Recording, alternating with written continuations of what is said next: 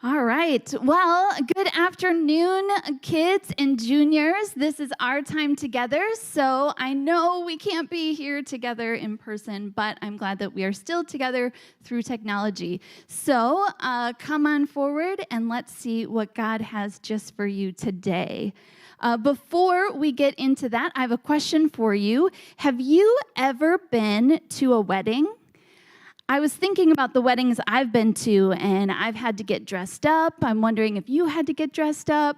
Maybe you got to eat some really good food, or maybe you saw lots of family at this wedding. Well, I have some pictures of Pastor Sean and his wedding. This is him and his wife. And don't they look great? Look at how fancy they're dressed up. And we know that a lot of times we dress up when there's a special occasion.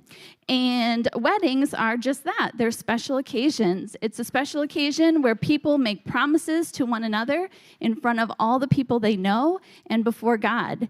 And husbands and wives, they promise to be faithful to one another, and no other relationship will come between them.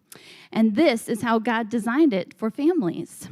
So our story today, you might think, why are we talking about weddings? We're kids, right? So our story today is about King David and how he did not honor the promise of a husband and wife. And he did not do the right thing, but even when we sin, God still wants to forgive us when we are truly sorry, okay? So that's what our story is about today. So if you remember, God chose David to be king over the people of Israel. So I think our next picture is of that. So there we go. So here is when he's being anointed to be king over Israel. And he did have a hard time with King Saul, but finally David became king, and he was a good king. We know that, right? He was a good king, but he wasn't perfect. And we know that there is only one perfect king. Can you think of who that might be? Yes, that's exactly right. Jesus is our perfect king. If you remember our big picture question, how is Jesus the perfect king? Do you remember the answer to that? How is Jesus the perfect king? Well, Jesus perfectly rules over everything. So let me ask the question again, and then you repeat the answer for me, okay? So how is Jesus the perfect king? All right, there we go. Good job, adults. Hopefully you kids had it as well. We practiced it a couple weeks ago, so I think you might have this one. So Jesus is the perfect king. King David, he was a good king, but he still made mistakes. He still made wrong choices. But Jesus never makes wrong choices. Jesus never makes mistakes. So, all right, so King David, he had a pretty good life being king, and he got pretty much whatever he wanted. And so one day he saw a woman named Bathsheba, but she was already married. But David didn't really care, and he took her to his palace. And so later, she told him that she would be having a baby and that David would be the father of that baby.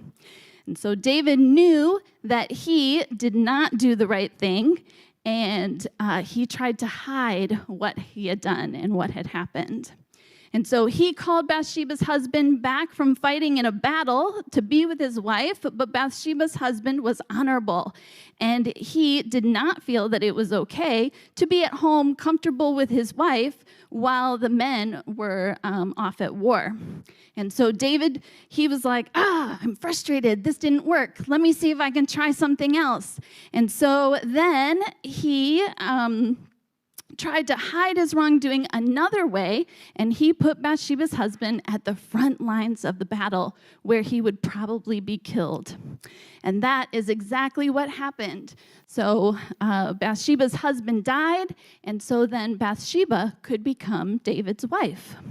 So David thought that his plan had worked, but God was not happy with David, and he sent Nathan, a prophet, to tell David about this. So David realized that he had disobeyed God. So David realized that he had disobeyed God. He wanted a new, clean heart and asked God for forgiveness. So God is always ready to forgive. Because of Jesus, we can ask for forgiveness when we disobey God as well. He is ready to forgive us just like he forgave David. Let's go ahead and pray. Dear Lord, you are good and you love us. We cannot earn your favor, but you still favor us. Help us to trust you each day. We want to obey you, our perfect King of Kings. Amen. All right, there we go. Have a good rest of your Sunday, boys and girls.